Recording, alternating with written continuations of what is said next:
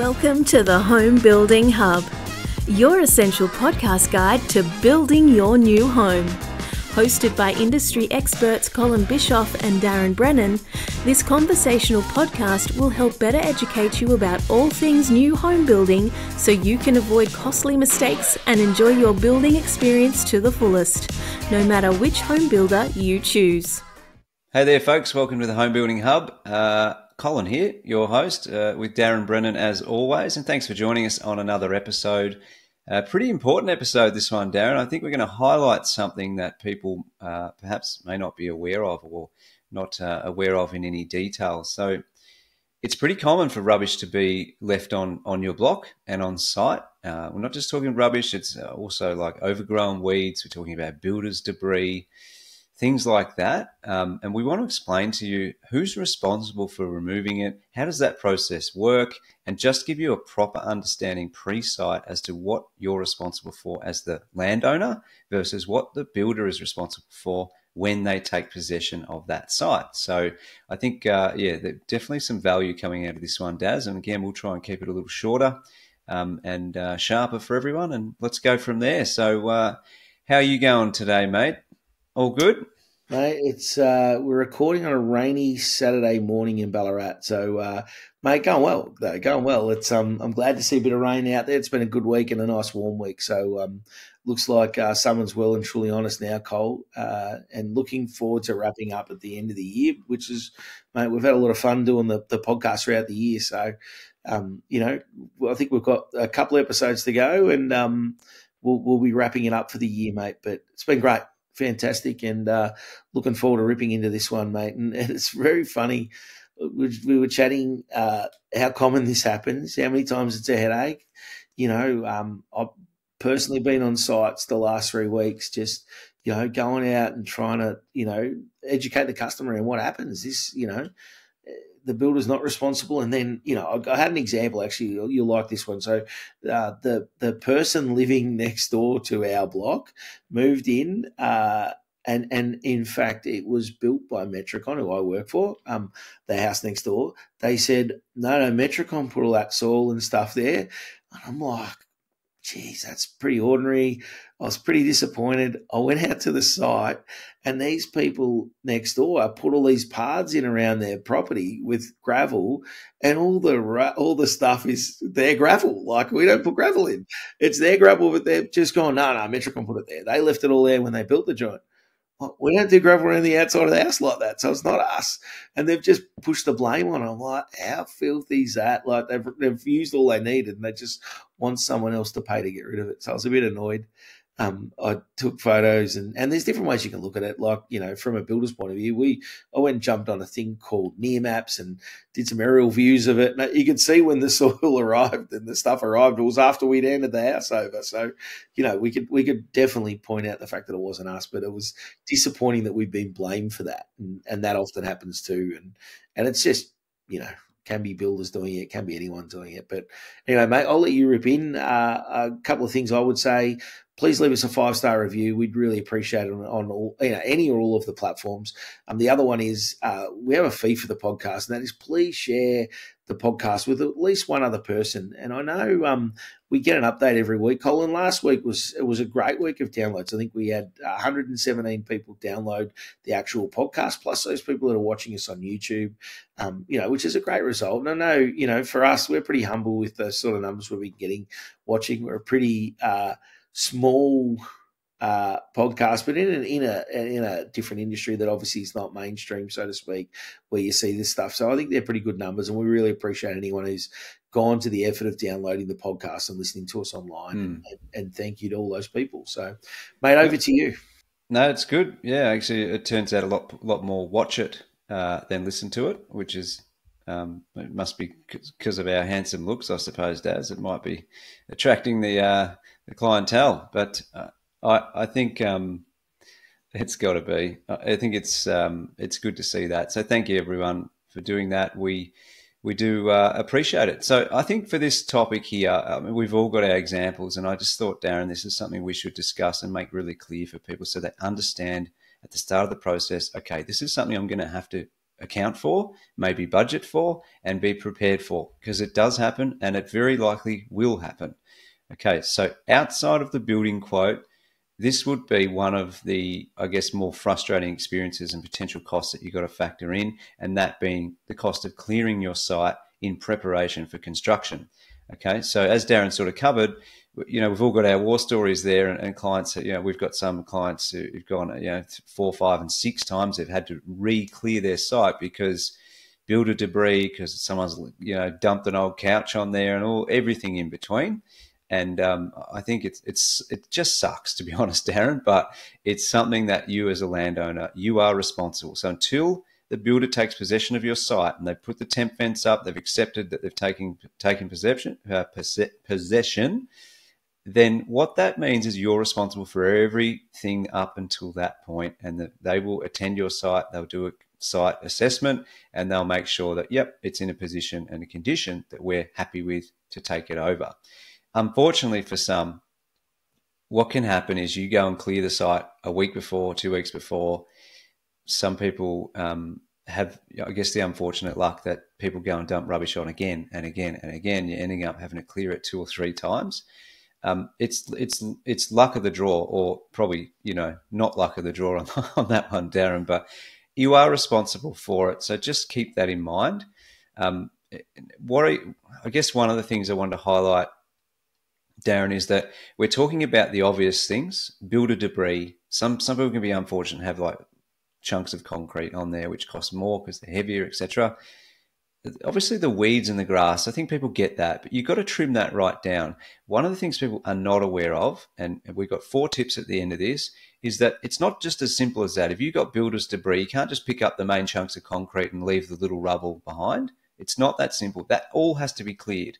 And essentially the term maybe best to use is it needs to be scraped and cleared and taken away, because that can contaminate the soil, and the builder will just basically say, no, I'm rejecting that. And they have the right to do that. So I think that's where most people fall over, Darren. They're understanding that leaving little bits of rubble around is not acceptable, and then they get frustrated with the builder for rejecting it, and they have to go back and send a cleaner or site clearing person back again to do it for a second or a third time.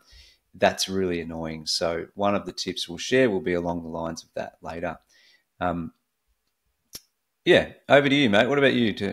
You mentioned the grass. Absolutely got to be cut.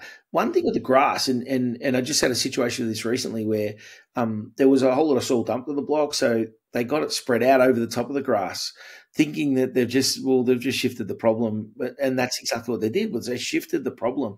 And what needed to happen after that was we needed to have that completely removed. And part of the reason is you've got this grass and it could be varying thicknesses and it's certainly not compacted. And then if it's not removed properly, you've got all this decaying, material that sits in the soil and potentially is going to do bad things to your slab, because it's going to break down and the slab's going to give way a little bit and it's going to compromise your slab. So, just spreading the soil out's not a go. You've got to cut the grass back, try and kill it as best you can. And like you said, Cole, some builders are going to be more picky than others on that. And it's really important that just find out what the expectation is and meet that expectation. Like, better off asking questions is, how clean is clean, right? And get the best job you can possibly get done. I think that's a misconception. Like, my definition of clear is different to what the builder's is. But probably, guys, to understand one thing is the pickier your builder is, the better off you are. They're doing it for your benefit. They're doing it so, as you said, Darren, the slab can be put where it needs to be put without anything sitting there underneath it, okay? Contaminating is generally the term they use. So it is for your benefit, even though it's frustrating sometimes. Please understand that, yeah. Yep. So I guess after they accept the site and they've now, and I guess that's authority to commence construction, right? ACC, that a lot of builders refer to. Then they've accepted that. They've basically said, we're ready to go. You've cleaned the block. We're right. They'll go and install the temporary fencing, which sort of is the first barrier to stopping, people to start dumping on there. Whatever happens after that point, it's on the builder now, right? They've taken possession of the land, and it's now their problem. So if someone still dumps rubbish, the poor old builder's picking up that now. And anyone who's out there dumping rubbish, stop being a goose and stop doing it. Just go to the bloody tip, right? If it's come off your site, bloody, find a spot somewhere else, not on someone else's, put it on your site. Take it to the dip. There's plenty of places wanting free fill. Dump it there, do your homework. Like, don't be a scumbag in that respect. But, and I guess one of the dump rubbish, no doubt, it's just one of those most frustrating things. You can certainly talk to the council if you think you know where it's come from and they're saying, no, bugger off, we're not going to help you. They may well assist, but it's certainly not covered by anyone's insurance. The builder's insurance isn't covered for dump rubbish. So it's just a cost that's bared as part of building. So, it's certainly not something that we're fans of at all. And we'd like to hope that there's a few better people out there in the world that decide not to do that instead of doing that. So, and again, if you're moving stuff off your block, just don't think it's appropriate to throw it on your neighbours. And now that's, moved out of the way. But maybe, Cole, what are some of the tips, I guess? Let's roll into those. Yeah, so I think just thinking of actually another tip.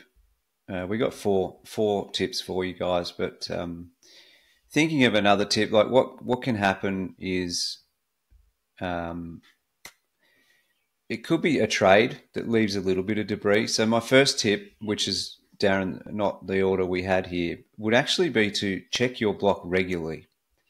Okay, so that would mean, every week or so, just checking it or getting someone who's local to go and just drive past it, because the first sight of any rubbish, and what I'm talking about more so is probably the builder debris. If one trade or whoever has dumped a bit of concrete or whatever it may be on there, it's inviting more to do the same. And that's generally what happens. It starts small, and then people go, oh, there's already rubbish on that. We'll just keep putting it on top. And that could be anyone. We don't know. But it's impossible for you to prove that. And then you could argue it's the builder next door, and then they'll say, well, no, it's not. And then what are you going to do? You're left with it regardless. So the first tip for me, out of order, Darren, would be check your block regularly. And the second you see something, get it addressed. Okay, so that's definitely the first tip. Absolutely. I guess, tip number 2, consider arranging temporary fencing yourself on your block, right? So, maybe ask the builder which company they use, and then obviously you can pay for it a period up until they take it over. And that's certainly a great way to do it. I've seen plenty of people also just go get some star posts and some wire and put it up around. Again, it seems to work, right? If you've got a bit of fall on your block and there's an entrance way onto your block, I've seen some people just put a bloody big rock there so you can't get up onto the block. So, some of those things can help. Obviously, you're going to have to get rid of that rock at some point to let the builder on the block, but, consider those sort of things.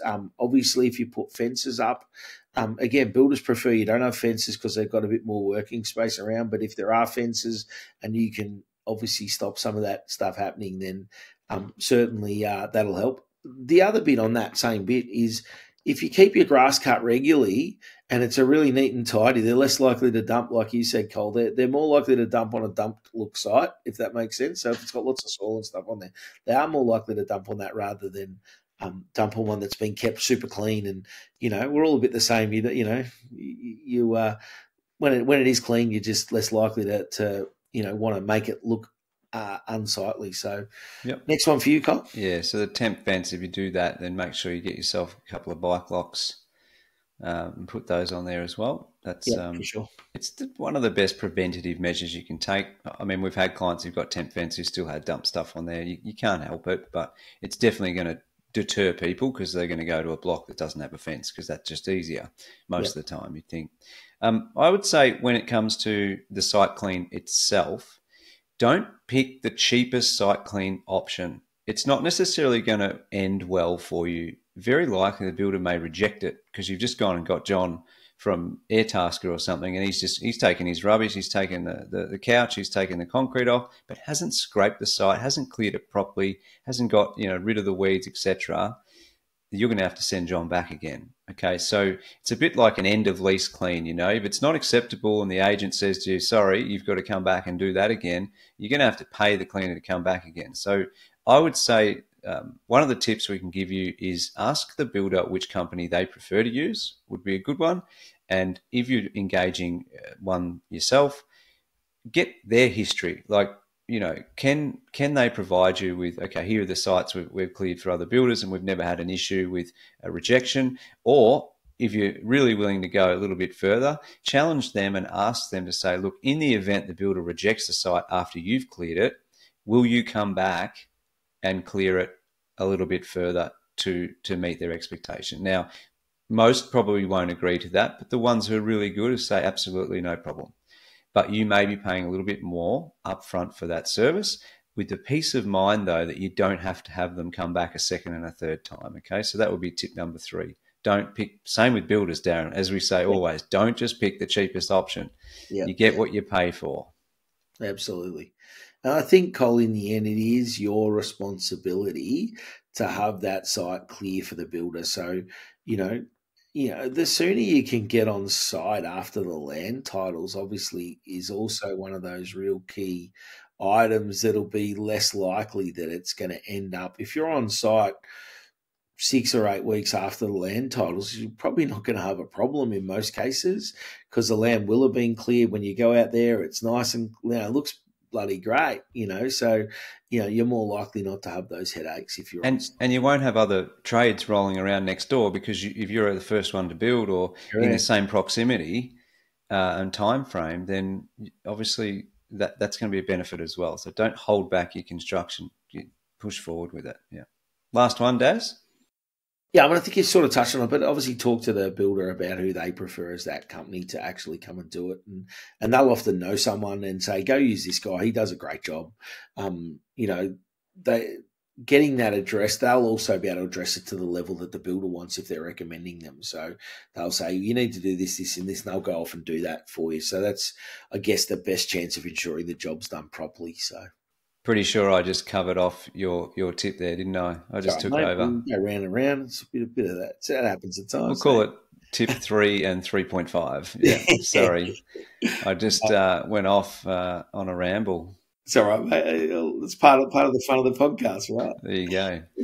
So, no, that's good. I think very valuable episode for people. It's something that hopefully after listening to this, you really do understand who's responsible for what and how to prevent it and how to deal with it and to what level it needs to be dealt with in order to, make sure the builder's happy to take that site on and that you're going to get the best foundation put on a block that is clear and clean, ready to go. Understand also the builder's equally as frustrated as you are when there's crap dumped all over your block. Like it is one of the really disappointing parts of the industry that happens at times. And we'd certainly shout out to anyone who thinks it's a great idea just to dump rubbish on the block next door. Grow up. Take some responsibility for your actions and, take it to the bloody tip like you're expecting the poor bloke who owns the block of land to do at their expense. Do the right thing. So we certainly encourage the right thing being done all the time. Yeah, I think people underestimate how much builders have to pay just to clear rubbish during construction. Like, it is astronomical. It can't be claimed on insurance. Coming up to Christmas too, Cole, one of the big issues for builders is people dumping rubbish in their bin. Like they're just, it's a bin there, we'll use that. But they pay a lot of money to get that emptied, right?